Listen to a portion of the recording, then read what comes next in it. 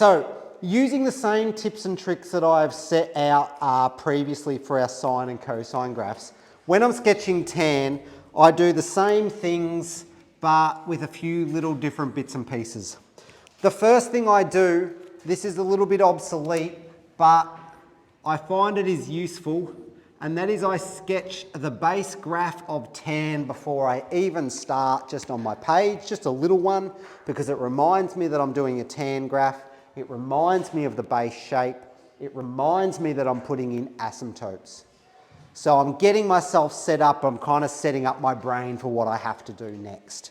Then I am not going to write down what the amplitude is like we did in sine and cosine graphs, because there isn't an amplitude. I am going to write down what the period is. And the period will be pi on n. And in this case, what is our n value? 4. So my period is going to be pi on 4. Now, as we saw in our example, those asymptotes basically were coming halfway through the period. The asymptotes happened halfway through the period. And then I drew the next part of the graph that went from the bottom, and then I had another asymptote. So my asymptotes, there is the nice formula which is 2k plus 1 over, times pi on 2n.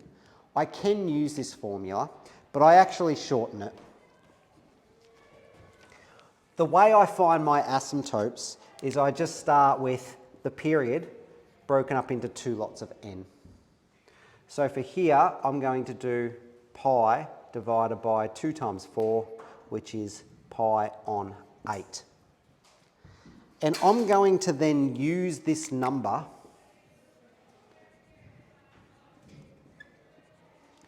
as my scale on my x-axis.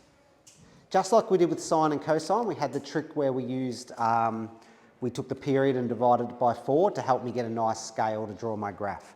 I'm going to use these asymptotes for my scale.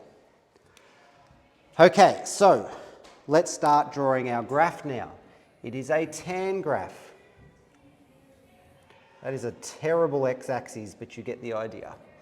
So this is going to be tan x. Now, I'm just going to do the tan 4x first. I'll worry about the 3 in a moment and the negative 3 in a moment.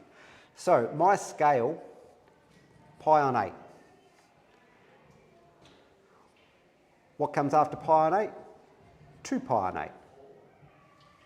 Then 3 pi on 8. 4 pi on 8. 5 pi on 8. Now I can simplify these as I go along, and in fact I would encourage you to simplify them as you go along, but don't forget that you're just counting in pi on 8s. Don't get bogged down in the whole fraction stuff. Okay? Now, I was actually supposed to be sketching between negative pi and pi. I'm going to change that a little bit. I'm going to sketch over the domain 0 to pi here. Okay, so I found my first asymptote is at pi on 8. I didn't worry about the complicated formula, I just used this simple one. First asymptote, pi on 8. Let's draw it on my graph. I'm going to have an asymptote at x equals pi on 8. Then, we saw in our example for the base graph of tan, we skipped a number. So my next asymptote was at 3 pi on 8. And then the next one would have been at 5 pi on 8.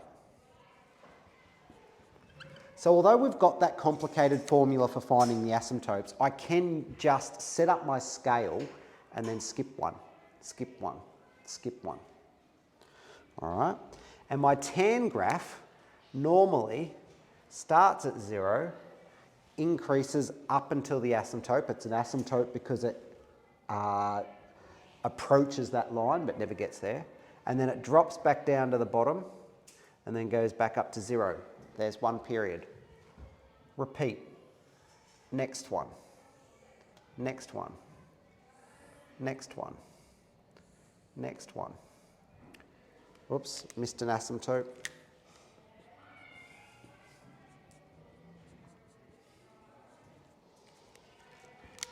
So next bit and next bit. And we've got to label our endpoints. So this endpoint is at pi 0 and this point is at 0, 0. Cool. So that's the graph of tan thinking about the period. So the next thing that I need to consider that I haven't looked at all yet is what does this -3 do? Let's think about all of the other graphs that we've drawn this year, all of the transformations that we've had. What does putting a negative out the front do? Flips it which way? Horizontally. What's the formal language we use to describe that horizontal flip? No? In? Tell me a little bit more. Build up. Someone help out Toby. How do we describe it? We don't use the word, it is in the x-axis, but we don't use the word flip. One little bit more that I'm looking for. It is a reflection in the x-axis. So this minus is a reflection in the x-axis. Everything is going to be reflected in the x-axis. What does putting a 3 out the front do? Again, I want to hear the formal language. What does putting that 3 out the front do? Dilates it away from the x-axis by a factor of 3. So I'm going to stretch it away from the x-axis and I'm going to flip it over the x-axis. So I'm going to make a mess of this one and then we're going to draw a good one. So we've got to stretch it away from the x-axis. So everything's getting stretched. Everything is getting stretched away from the x-axis. That's going to kind of make it look thinner, but just make sure they don't become straight lines. So it is going to look thinner, but it still has the same asymptotes. Stretching it like that's not going to change the asymptotes. Flipping it across, flipping it in the x-axis, instead of going up, we're now going to go down. Instead of going up for that part, it's now going to be down. So my graph starts to look like this. And now, although that looks really beautiful and pretty, if I was doing this on a test or on an upcoming modelling task, I would draw a nice, neat graph. So 1, 2, 3, 4, 5, 6, 7, 8, pi on 8. 2 pi on 8 is pi on 4.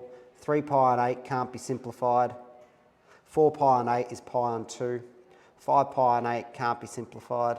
6 pi on 8 is 3 pi on 2. Oh, sorry, 3 pi on 4. 7 pi on 8 can't be simplified, and 8 pi on 8 can be simplified. We've got our asymptotes.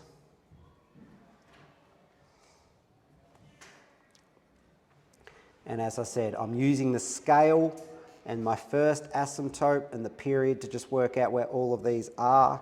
My asymptotes must have a label. If they are not labelled as an asymptote, they are just a random line drawn on your graph that means nothing. So, labelling your asymptotes for full marks. Would the asymptotes always be those numbers, or for that graph? Until we start moving it left and right, yes, it will be. All right, it can change once we go left and right. And then once we go left and right, that formula that I had here, it has to change a little bit as well. Okay, and then what else have we got to stick on here? So we obviously need the graph. So it's going down.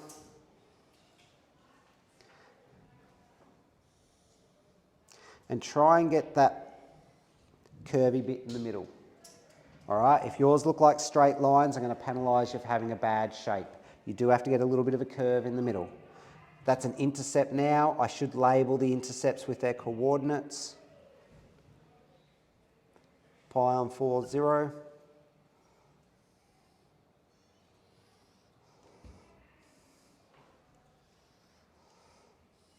I should absolutely label my endpoints. It's square brackets, so I have to colour in my dot, and it's at pi 0. Square bracket colour in my dot, 0, 0. And let's just fancy this up with all of the correct labelling. So, asymptotes drawn and labelled, intercepts drawn and labelled with coordinates, endpoints have the dot. My shape is there with a little bit of a curve. I am approaching my asymptotes, but I do not touch them.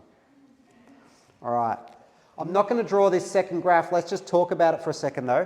What do you think the +1 does? I'm getting lots of hand signals up the back. I want to hear words. Translates it. Translates it where?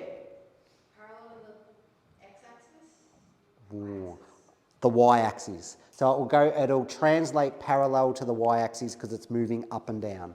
And the y-axis goes up and down, so it's moving with the y-axis, parallel to the y-axis. So this would move the whole graph up one place. So all of these points that were on the axes will now be one position up.